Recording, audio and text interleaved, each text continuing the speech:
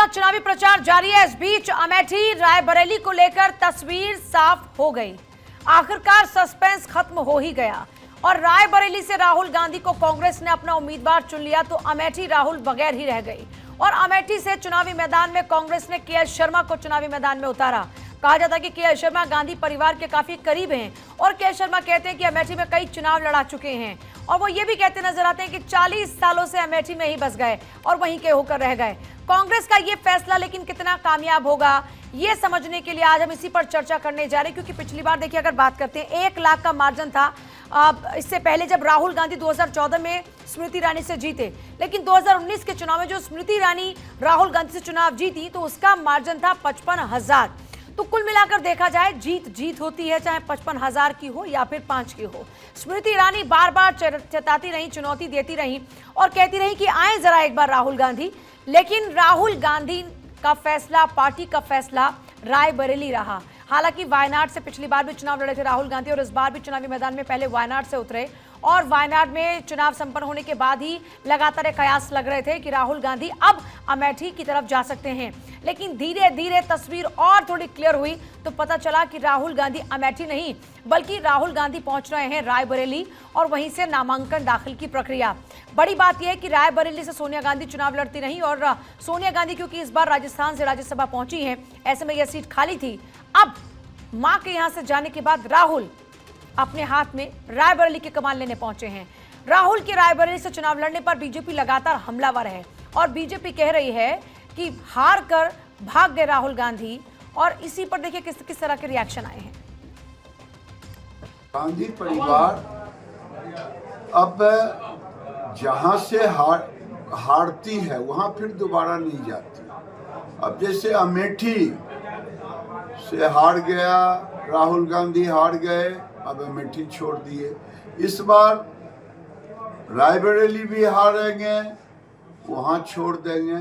मैं तो पहले ही कहा कि बहादुर जफर शाह मुगलिया सल्तनत के अंतिम बादशाह थे, तो उसी तरह से रायबरेली भी ये गांधी फैमिली का ये अंतिम बादशाह। कुछ समय पहले तक राहुल गांधी जी कहते थे डरो मत, डरो मत, डरो मत। अब डर डर कर कभी अमेठी से वायनाड, कभी वायनाड से रायबरेली, ये दिखाता है कि हार का डर कहां कहां लेकर जा रहा है। और डर तो इतना कि एक साथ कहीं दोनों ही ना हार जाएं, तो एक ही सीट से लड़ रहे हैं। लेकिन दूसरा मुझे कहना है, न्याय नहीं दिला पाए अपनी बहन को भी, क्योंकि एक तरफ रॉबर्ट वाड्रा जी भी टिकट मांगते थे, दूसरी तरफ कांग्रेस की मांग प्रियंका जी के लिए भी थी, लेकिन उनकी लिस्ट में कहीं बहन का नाम नहीं आया है। ये अपने आप में दिखाता है कि कहीं ना कहीं कुछ ना कुछ कांग्रेस पार्टी में चल रहा है और ये अब देश के सामने खुलकर बात आ गई है।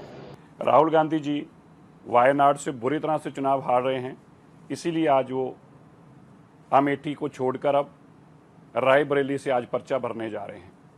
हालात इतने बुरे हैं कांग्रेस के कि अमेठी सीट जो उनकी पारिवारिक सीट थी उस पर कोई कार्यकर्ता चुनाव तक लड़ने को तैयार नहीं है और पंजाब से के एल शर्मा जी को चुनाव लड़ने को लाया गया है। मैं राहुल गांधी जी को बताना चाहता हूं, तुम देश संभालने की बात करते हो, ना तुम अमेठी संभाल पाए, ना तुम वायनाड संभाल पाए, अब रायबरेली भी तुम इसी तरह ही खत्म करोगे, वहां के लोग भी तुम्हें बड़े मार्जिन से हराएंगे। पिछली बार अमेठी से हार के डर से वायनाड चले गए थे और इस बार क्योंकि उनको दिख रहा है कि वह वायनाड बुरी तरह हार रहे हैं, इसलिए वह रायबरेली आगे हैं। सुनिश्चित वह रायबरेली भी हारेंगे और बुरी तरह हारेंगे रायबरेली भी, क्योंकि ज़मीन पर वह काम करते नहीं और सोचते हैं कि परिवार के नाम पर अब चुनाव जीत लेंगे। दिखता है कि दोनों सीटें इस बार वह वायनाड और रायबरेली की दोनों सीटें हारेंगे। अमेठी प्रचंड बहुमत के साथ बीजेपी जीतेगी। राहुल गांधी जी अमेठी से पलायन करके वायनाड गए, वायनाड से आकर के रायबरेली में उत्तर प्रदेश की जनता, रायबरेली की जनता समझ चुकी है ये रणछोड़ दास लोग हैं। ऐसे लोगों को रायबरेली की जनता कभी स्वीकार नहीं करेगी। रायबरेली, अमेठी सहित सभी 80 सीटों पर बीजेपी प्रचंड बहुमत के साथ जीतेगी। मैं पहले भी कह रहा था, श्री राहुल गांधी जी और गांधी फैमिली को साहस नहीं हो रहा है अमेठी रायबरेली लड़ने का, लेकिन किसी ने समझाया होगा कि श्रीमती सोनिया गांधी जी पिछली बार इतने वोटों से जीत गई थी, इसलिए तुम अमेठी मत जाओ, रायबरेली चलो। लेकिन रायबरेली में अमेठी से भी बड़ी पराजय से राहुल गांधी जी की होने जा रही है और यह चुनाव में बहुत मज़ा आ रहा है कि अब कांग्रेस के जो अपने को सर्वे सर्वा समझते हैं श्री राहुल गांधी जी वो रायबरेली में हैं और सपा के जो मुखिया हैं वो कन्नौज में हैं। और तो चलिए चर्चा की शुरुआत कर रहे हैं। डॉक्टर कौशल कांत मिश्रा हमारे साथ में, प्रवक्ता बीजेपी, ईशान त्यागी प्रवक्ता कांग्रेस, और राहुल लाल पॉलिटिकल एनालिस्ट हमारे साथ में इस वक्त हैं। ईशान त्यागी जी, एक अच्छा खासा मौका था जहां पर आप बीजेपी को बता सकते थे कि कांग्रेस की मजबूती क्या है, महागठबंधन की ताकत क्या है। ऐसे में अमेठी से ना लड़कर रायबरेली की ओर जाना बीजेपी को मौका दे गया। बीजेपी के लिए रणछोड़ दास हैं, ये तो मैदान छोड़ छोड़ कर भागते हैं। पूजा जी देखिए, जो मैदान छोड़ते हैं वो प्रधानमंत्री मोदी जी छोड़ते हैं मैदान, और वो इसलिए छोड़ते हैं क्योंकि वो देखिए उत्तर भारत में तो प्रचार कर रहे हैं, लेकिन विंध्याचल से नीचे जाने की उनकी बिल्कुल भी हिम्मत नहीं हो रही। उनके पैर कपकपा रहे जब वो विंध्याचल से नीचे को देखते हैं। दूसरी बात यहाँ पे ये देखिए, हम बिल्कुल मजबूती से लड़ रहे हैं और हमारी रणनीति भी यही कहती है। अमेठी में देखिए स्मृति ईरानी जी ने जिस तरह से नकारापन दिखाया है पिछले 5 सालों में, उन्होंने कोई कार्य नहीं किया है, वो आउट ऑफ रीच है। वहां के कार्यकर्ता, भारतीय जनता पार्टी के जितने भी कार्यकर्ता हैं, उनका फीडबैक यही है कि स्मृति ईरानी जी की एक कोर टीम है, सिर्फ उससे बातचीत हो पाती है, जब स्मृति ईरानी जी से मिलना होता है तो उनसे मिलना नहीं हो पाता है। तो इस समय पे हमने ये सोचा, हमारी पार्टी ने, कि देखिए गांधी परिवार की जरूरत ही नहीं है अमेठी में। हमारा कोई भी कार्यकर्ता वहां पे, कांग्रेस का कार्यकर्ता वहां पे जीत सकता है। और जिनको हमने खड़ा किया है, केएल शर्मा जी को, वो कांग्रेस पार्टी के हमारे बड़े वरिष्ठ नेता है वहां के, रायबरेली के और अमेठी के, और गांधी परिवार के करीबी हैं। तो आप ये समझ लीजिए कि गांधी परिवार ही लड़ रहा है वहां पर भी। अब दूसरी बात यहाँ पे देखिए, सवाल उठता है स्मृति ईरानी जी से। जब वो मानव संसाधन मंत्री थी तो राहुल गांधी जी जब सांसद हुआ करते थे अमेठी के, तो उनके राज्य में IIIT खुला था वहां पे, और वहां पे HAL की फैक्ट्री खुली थी, BHEL का प्लांट खुला था, मेगा फूड पार्क खुला था। तो वो सब चीजें देखिए, उनमें से 3 प्रोजेक्ट, IIIT जब मानव संसाधन मंत्री थी स्मृति ईरानी जी, वो बंद हो गया। मेगा फूड पार्क जो था वो बंद हो गया है वहां पे। HAL को तो खैर सरकार ने खत्म कर दिया। और एक हिंदुस्तान पेपर मिल वहां पे खुली थी अमेठी में, जो राहुल गांधी जी के नेतृत्व में खुली थी, वो मोदी जी के राज में वहां पे बंद हो गई है। तो मुद्दा विहीन जब पार्टी हो जाती है तो उसको यही लगता है कि बाकी पार्टियां बेवकूफ है या जनता बेवकूफ है। अमेठी की जनता तय कर चुकी है कि वो कांग्रेस पार्टी को ही जिताएगी, चाहे कोई भी कार्यकर्ता, कोई भी नेता। कौशल कांत जी, सुन रहे हैं ना आप? वहां पर राहुल गांधी के जाने की जरूरत नहीं है। गांधी फैमिली का कोई भी, उनका करीबी कोई भी खड़ा होगा, जनता जिता देगी। कांग्रेस पार्टी का कोई भी कार्यकर्ता, चाहे वो करीबी हो ना हो, कोई भी हो, क्योंकि स्मृति ईरानी जी ने पूरे 5 साल में नकारा। कौशल कांत जी बताइए, कांग्रेस का कोई भी कार्यकर्ता, ईशान त्यागी खुद खड़े हो जाते तो भी जीत जाते वहां से। अब वहां पे राहुल गांधी की आवश्यकता नहीं है। जैसे पिछली बार कोई भी वहां खड़ा नहीं था, क्योंकि राहुल गांधी को तो शून्य माना जा सकता है, तो कोई खड़ा नहीं था। जैसे पिछली बार स्मृति जीत गई थी, इस बार स्मृति जी जीतेंगे। अब मेरे दोस्त ने IIIT की बात की, सर थोड़ा और स्टडी करके आते। IIIT नहीं खोला गया था, प्रयागराज के IIIT का एक सैटेलाइट सेंटर खोला गया था, जिसको कानूनी कारणों से उत्तर प्रदेश की सरकार और HRD मिनिस्ट्री ने बंद किया, क्योंकि वहां पे कानूनी लफड़ा था। तो अधूरी इंफॉर्मेशन मत फैलाइए, सच्चाई की अब सुनिए sir, please please please please one by one Tyagi ji, one by one. ये ऐसे ही जो बनेगा ना, ये जनता को समझ में नहीं आएगा सर। आप बताइए कि Tyagi ji, one by one. Hindustan paper Tyagi ji, Tyagi ji सुन लीजिए एक बार। त्यागी जी शांत हो जाइए, वरना मुझे आपका फेडर डाउन करना पड़ेगा सर। एक बार सुन लीजिए उनकी बात, फिर मैं आपको पूरा मौका दूंगी इस पर काउंटर करने का। बोलिए कौशल कांत जी। ठीक, पहली चीज तो ये कि वो IIIT नहीं था, प्रयागराज के IIIT का एक सैटेलाइट केंद्र खोला था, जिसको यूनिवर्सिटी रूल्स के हिसाब से बंद करना पड़ा कानून की वजह से। तो इसमें बीजेपी का कोई रोल नहीं है पहले तो। और हकीकत जानिए, IIIT की तो बात आप बाद में करिएगा। 62% घरों में बिजली नहीं थी जब स्मृति जी गई थी, 83% घरों में शौचालय नहीं थे, 10 लाख लोगों के बैंक अकाउंट जाकर के स्मृति जी ने खुलवाए हैं, 200 से अधिक कारखाने बंद हो चुके थे जब से आपकी सरकार वहां पे चल रही थी। जब से स्मृति जी आई हैं तब से वहां पर 6000, जाके देखिएगा, पता कीजिएगा, 6000 MSME की यूनिट्स चालू हो गई हैं, रेलवे की डबल लाइन पड़ रही है। इतने साल विरासत की सरकार चलती रही है वहां पर, उसके बाद भी डबल लाइन नहीं थी, अब डबल लाइन ट्रैक चल रहा है। अमेठी बाईपास बना करके वहां को जाम से मुक्ति दी गई है। वहां पे सामुदायिक केंद्र तक तो आपने बना के नहीं दिया था, CHC बनाने का काम स्मृति जी ने किया, मेडिकल कॉलेज दिया, सैनिक स्कूल दिया, BR अम्बेडकर का स्टेडियम रामगढ़ के पास दिया। और सुनिए पूजा जी, पहले क्या होता था अमेठी में जब लोग खाद लेने जाते थे तो एक तो लाइन लगा के मिलती थी। पूजा जी को पेट में दर्द होता है। कोई लॉजिक नहीं है ऐसी चर्चा का। स्कूल बंद कौन कर रहा है पूरे देश में, ये भी बता दीजिए साथ में। पूजा जी प्लीज, ईशान जी आप तो मुझे ठीक ठाक प्रवक्ता लगते हैं, सभ्य लगते हैं, क्यों आप बिल्कुल समाजवादी पार्टी की तरफ जा रहे हैं? प्लीज सर बीच में मत बोलिए ना, आपकी बारी में नहीं बोल रहे हैं तो आप उनको बोलने दीजिए। मैंने बोला ना आपको पूरे काउंटर का मौका दूंगी। ठीक, पहले खाद लेने के लिए वहां पर लाठी चार्ज होती थी, लाइन लगती थी। पहली बार स्मृति जी के जाने के बाद 3000 मीट्रिक टन खाद की रैक पहली बार पहुंची है और हर आदमी को मिल रही है। आप अगर गए हैं कभी जाकर के देखिए, वहां मुसाफिर खाने से गौरीगंज की जो रोड थी, सड़क में गाड़ी थी, सड़क में रोड थी या रोड में सड़क थी, वो जाके देखिए कितनी फराटेदार बन गई। हाँ, आपके समय में एक सम्राट साइकिल की फैक्ट्री खुली थी जो बंद हो गई, क्योंकि अवैध जमीन के कब्जे पे बनाई गई थी। और बता रहा हूं, दुर्गापुर एक जगह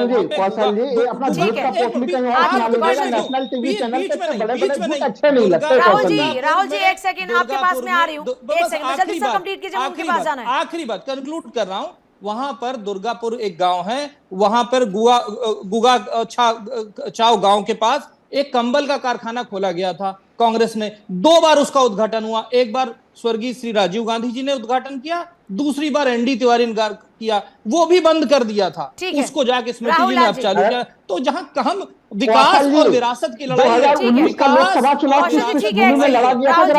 जीतेगा। राहुल लाल जी बोलिए। मैं कह रहा हूं कि 2019 का लोकसभा चुनाव पुलवामा जैसे राष्ट्रवाद के बड़े मुद्दे पर लड़ा गया था। अगर वहां पे कांग्रेस सरकार इतनी असफल होती तो केवल 55,000 के बढ़त पे आप नहीं जीत पाते, आपकी मार्जिन बड़ी होती। और मैं अभी कुछ समय पहले गया राहुल लाल जी, स्मृति ईरानी, लेकिन इस सबसे राहुल लाल जी सबसे इंपॉर्टेंट पॉइंट ये है, जब स्मृति ईरानी के खिलाफ में कांग्रेस के पास इतने सारे वैलिड पॉइंट थे, जब रास्ता इतना स्मूथ था, तो फिर राहुल गांधी के लिए रायबरेली को क्यों चुना गया, अमेठी क्यों नहीं? अमेठी की जनता भी तो इंसाफ चाहती है ना, इस लिहाज से कि राहुल गांधी को जिताया, वहां से हमेशा उनके साथ खड़े रहे, और आज अमेठी छोड़ राहुल गांधी रायबरेली पहुंच गए।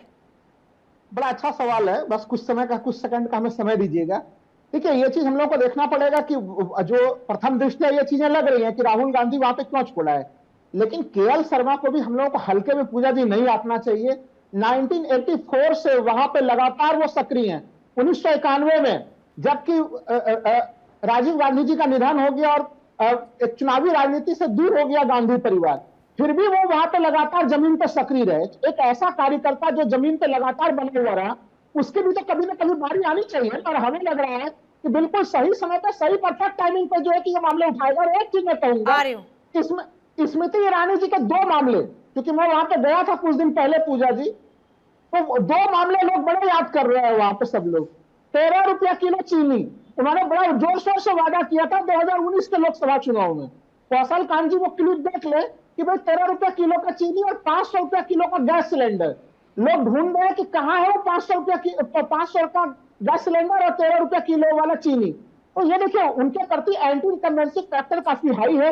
आप सोच के देखिए कि अगर राहुल गांधी हारते उन्हें, फिर भी माना जाता है कि स्मृति ईरानी को कोई बड़ी हार नहीं है, लेकिन अगर KL शर्मा राहुल लाल जी, इसका एक पक्ष ये भी तो है ना कि स्मृति ईरानी वहीं पर डटी हैं।